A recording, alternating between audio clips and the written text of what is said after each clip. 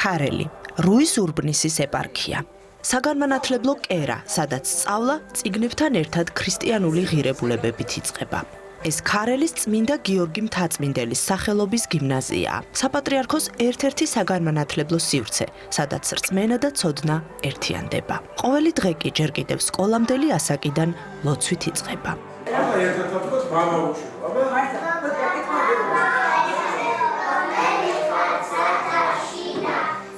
წლების წინ მროվել ურბნელმა მიტროპოლიტმა მეუფე იობმა ჩაიფიქრა შექმნილიყო ისეთი სივრცე, სადაც თანამედროვე გამოწვევების გათვალისწინებით თავისუფლად მოაზროვნე, სამართლიანი და კონკურენტუნარიანი თაობა გაიზრდებოდა.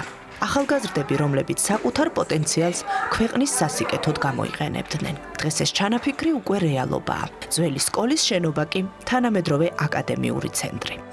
დაახლოებით უკვე 37 წელი ეკლესიაში გახლავართ. და მთელი ეს ცხოვრება მომიწია მეუფე იობთან ყოფნა. მთელი ცხოვრება მე ერთ რამეს მასწავლიდა, რომ დროში იყავი, დროს არ ჩამორჩე და დროს არ გაუსრო. ვცდილობ ხოლმე, რომ ბავშვებს ეს ვასწავლო. ამ მთავარი ღირებულებებით სასწავლებელს უკვე 2 ათეულ წელზე მეტია არქიმანდრიტი სტეფანე ხელმძღვანელობს. ადამიანი, რომლისთვისაც განათლება მხოლოდ აკადემიური ცოდნა არ არის. ქრისტიანობა ადამიანს ეხმარება, რომ ანალიზის უნარი ქონდეს. ანალიზის უნარი იწყება ადამიანში თუ საკუთარ თავზე მუშაობს. საკუთარ თავზე მუშაობა ნიშნავს, რომ დაინახო შენი ნაკლი. როდესაც ადამიანი ხედავს თავის ნაკლს და როდესაც უახლოვდება საკუთარ თავს, ის ვითარდება, როგორი ტექნოლოგიური პერიოდის არ უნდა კონდეს მას. თუ ბავშვი ესე აღიზარდა, მას არ გაუჭირდება ცხოვრება. ყველაზე დიდი გასაჭირი არის, რომ დღეს ჩვენ ბავშვებს ვერ ვასწავლით საკუთარ თავზე მუშაობას. გიმნაზიის ისტორია 2001 წელს იწყება ქარელის პირველი საშუალო სკოლის ძველ გაუქმებულ შენობაში 58 მოსწავლით და დიდი გეგმებით. დღეს კი აქ 200-ზე მეტი მოზარდი სწავლობს. შექმნის დღიდან დღემდე გიმნაზიამ 92 მედალოსანი მოსწავლე გაზარდა. კურსდამთავრებულების 99% სტუდენტი გახდა. უმეტესობა სახელმწიფო გრანტით. პიროვნულად ჩვენ უნდა გავიმარჯოთ, ხო? თითოეული ჩვენგანის გასავლელი გზა მარტო ჩვენზეა. სხვა ვერავინ ვერ გაივლის ჩვენს გზას. გარდა სასწავლო პროგრამისა, აქ პირველივე კლასიდან ისწავლება საღვთოს ჯული, მერვე კლასიდან კი მედავითნეობა, რასაც ბავშვების უმეტესობა განსაკუთრებული ინტერესით სწავლობს. პატრიარქის კურთხევაც იყო, რომ ბავშვებს შეესწავლათ ენა, ქართული ენა, ანუ ასომთავრულიც, ნუსხახუცურიც და რა თქმა უნდა მხედრული თავისთავად იცოდნენ და ზოგიერთ ბავშვი ვერ იგებს, რაც გვინდა მასწავლებლო ეს და შემდეგ ვუხსნი. აკაკი შანიძე იყო ექსპედიციასთან ერთად ბოლნისში, ბოლნისის სიონის ტაძრის ეზოში და ქართველი მეცნიერები იყვნენ ექსპედიციის წევრები. და ბატონო აკაკი რა წერიაო აქო მითხარითო და რა წერია და თავსლაფი დავასხი იმ ქართულს, ვინც ვერ წამიკითხოს. ასე უპასუხია ბატონ აკაკის და ამას ვუხსნი ხოლმე, ამას ვუყვები ჩვენ ბავშვებს, რომ ნებისმიერი ქართველი ვალდებულია, რომ ისწავლოს ეს ჩვენი დამწერლობა.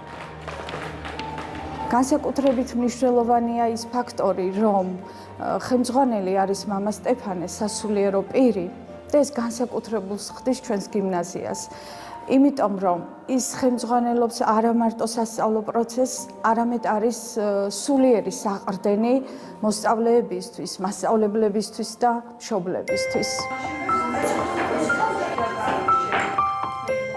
თუმცა გიმნაზია არ არის მხოლოდ სასულიერო სასწავლებელი. ეს არის სივრცე, სადაც ჭადრაკსა და პროგრამირებას ერთნაირი ენთუზიაზმით სწავლობენ. ყველაფერი კი ერთ მიზანს ემსახურება, რომ ბავშვებს კრიტიკული აზროვნება და გუნდური მუშაობა ადრეული ასაკიდანვე განუვითარდეთ. საღვთოს ჯულმა ძალიან ბევრი რამე გვასწავლა ბავშვებს, რომ ანუ როგორ უნდა მოვიქცეთ და რა ცხოვრებით უნდა ვიცხოვროთ და ძალიან ცუდი პერიოდი მქონია და სკოლამ ძალიან დამეხმარა და ზოგადად საღვთოს ჯულმა და რელიგიამ ძალიან დამეხმარა ამის გადატანაში. აქაურობასთან შეხება მაქვს 2 წლიდან. პირველად როდესაც აქ მოვედი, ბაღში მოვედი, იქაური გარემო ისეთი კარგი იყო, თბილი, როგორც ბავშვებს ჭირდებათ პატარაობის ასაკში და იმ სითბომში თამაგონა შემდეგ, რომ სკოლაშიც აქ დავჩენილიყავი და ძალიან საინტერესო იყო ეს წლები ჩემთვის. გიმნაზიელებისთვის სამყარო კლასის 4 კედლით არ შემოიფარგლება. მოლოცვითი ექსკურსიები აქ ყოველწლიური ტრადიციაა.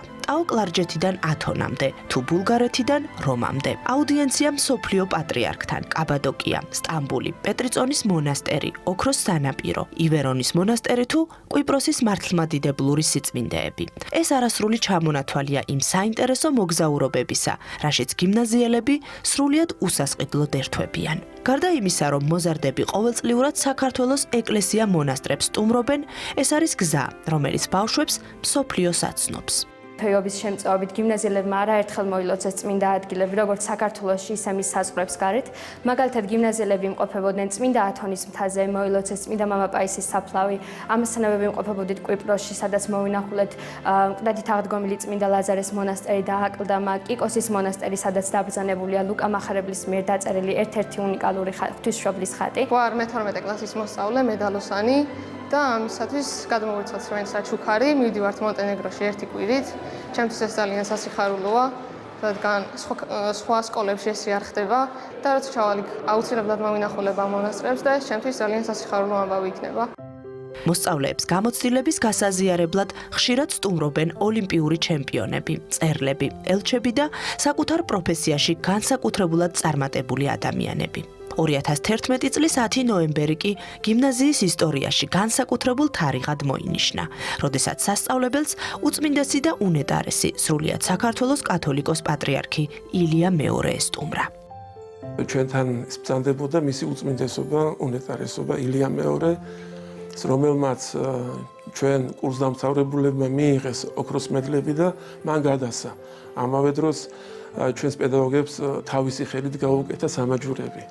რაღაც ესეთი დიდი სიტყვა გამოხატა ჩვენი გიმნაზიისადმი და ჩვენი გიმნაზიელებისადმი. ასეთი გამოთქმა არის, რომ ეკლესია მრევლის გარეშე არაფერია, არც მრევლი ეკლესიის გარეშე არაფერია.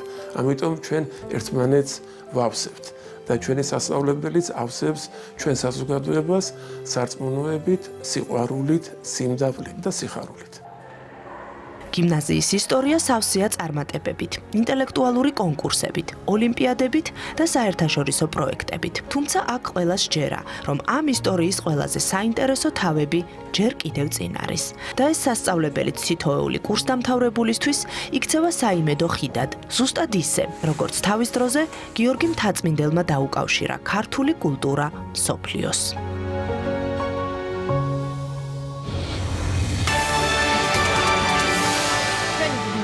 სკოლას, ბავშვებს და თამთას დიდი მადლობა რეპორტაჟისთვის.